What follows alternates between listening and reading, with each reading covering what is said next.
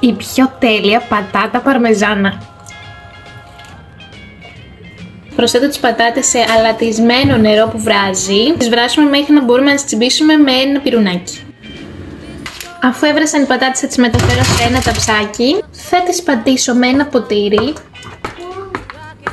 Ένα μπολ θα βάλω βούτυρο, σκόρδο σε σκόνη και παρμεζάνα. Και με αυτό το μείγμα θα λείψω τις πατάτες μου. Θα τις ψήσουμε στους 210 βαθμούς μέχρι να πάρουν χρυσαφή χρώμα.